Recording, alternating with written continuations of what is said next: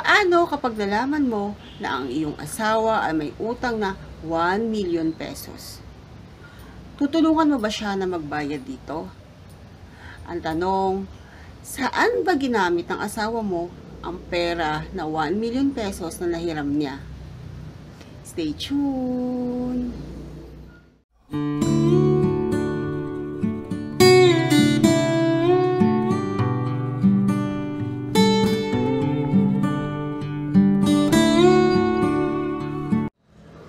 Hello guys! Welcome back again to my YouTube channel. So isang sulat na naman po ang aking nais na ibahagi sa inyo. Saan kaya dinala ng asawa ni letter sender ang 1 million pesos? Alam ko maraming gumugulo sa isip nyo, marami kayong hinala. Pero alamin natin dito sa sulat na pinadala ng ating letter sender. Pasok! 4 years kaming mag-BF ng aking asawa. Simula umpisa, LDR na kami. Nasa Pinas ako at nasa abroad siya.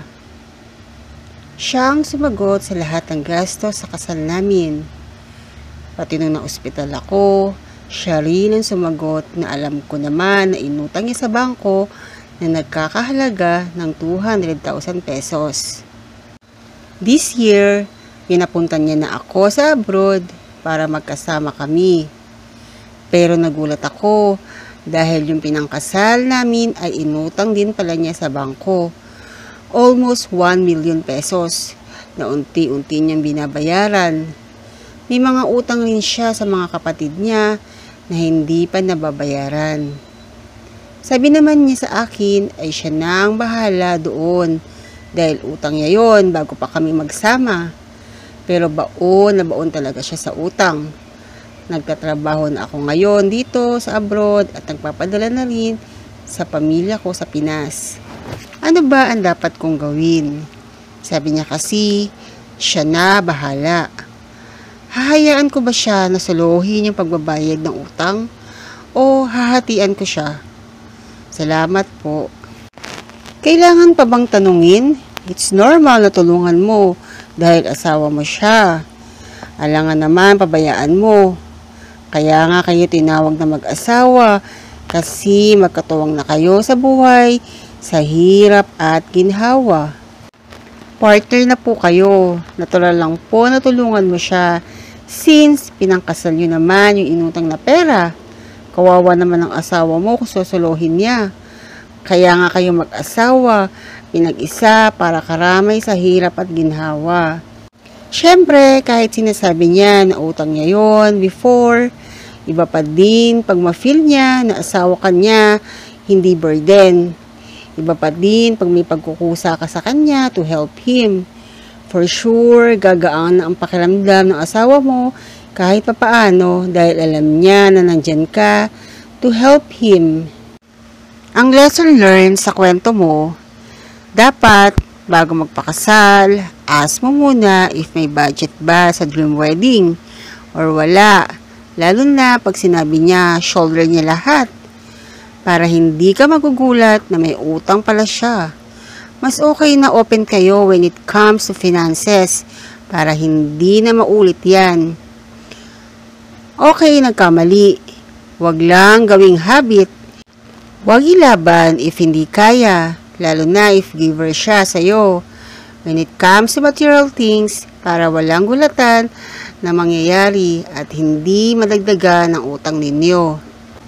At isa pa, nakinabang ka naman dahil ginamit ito sa inyong pagpapakasal.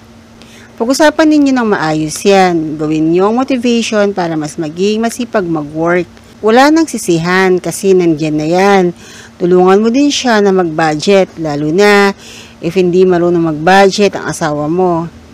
Pwede ka pa din naman magbigay sa family mo. Budget mo lang para hindi ka din maubusan at para matulungan mo din sila. Teamwork and pray. Kaya nyo yan. If you have the means and the capability, tulungan mo, why not? No need to ask advice. Masarap po ang nagtutulungan sa mga ganyang problema. Diyan po kayo pagtitibayin. Di porket di umaaray or dumadaing yung asawa ninyo, wala na kayong gagawin. At magpapatay mali siya na lang at hahayaan nyo na magkanda-ugaga sa pagbabayad. Ano pa't nagpakasal kayo if kanya-kanya pala kayo? Pwede naman ikaw muna sa mga gastusin ninyo sa bahay at bills. And yung husband mo ang magbabayad ng utang niya. If you have extra, you can help him pay the utang para malesen ang stress at mapabilis ang pagbabayad. Total, sa kasal at pagpapa-hospital naman pala napunta yung pera. Kung ako sa'yo, hayaan mo siya magbayad ng kautangan at yun din naman ang sinabi niya sa'yo. At ikaw naman, ang maganda mong gawin, yung sahod mo, mainam na ipunin mo. Mag-business ka at palaguin mo para pag lumago, mag-invest ka sa healthcare or insurance para may protection po kayo. Habang ang asawa mo nagbabayad ng utang kasi di po kayo bumabata, much better na bago pa man dumating ang panahon ng pagtanda, nakapag-build na kayo ng solid financial foundation at debt-free na din. Bakit kasi kailangan pa ng engranding wedding? Ibang artista nga, si Miller lang nagkakasal. Kami ngang mag-asawa, City Hall lang, kahit may pera naman. Ang engranding kasal is dapat sa celebration nga ng long marriage nyo, like 10 years na mag-celebrate kayo, magpakasal kayo ulit. Kami ng asawa ko, inisip namin yung magandang future, hindi yung magandang panimula, gaya ng kasal. Sabi nga ni Father, pag kinasal, you are no longer two, but one. So, sabay ninyong harapin yung utang ni hubby mo na pinangkasal sa'yo at nung na-hospital ka.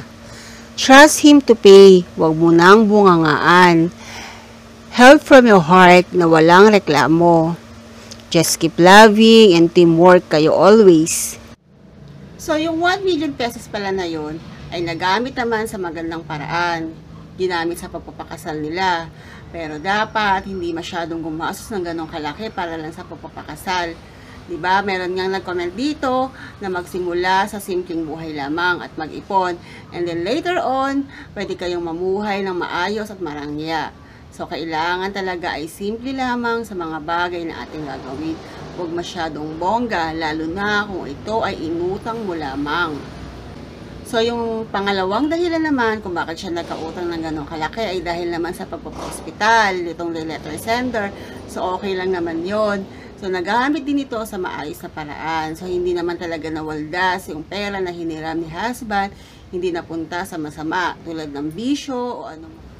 Pwede silang magtulungan sa pagbabayad ng utang na nahiram ni husband para mapadali ang pagbabayad at hindi nga masyadong ma-stress itong si husband dahil ang stress ay nakakapagbigay din ng sakit.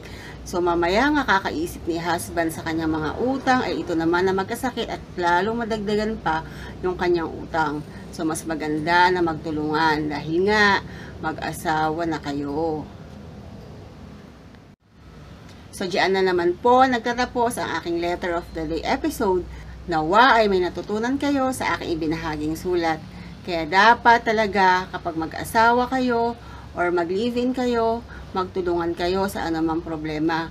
Huwag niyong sarilinin, ibahagi ninyo ito sa inyong asawa. And for sure, maiintindihan naman ng inyong asawa. So, huwag niyong kalimutan na mag-subscribe at mag-like sa aking mga video at hintayin niyo po ang aking mga susunod na gagawing mga video and I'm sure marami kayong matututunan dito. Thank you for watching. God bless. Bye!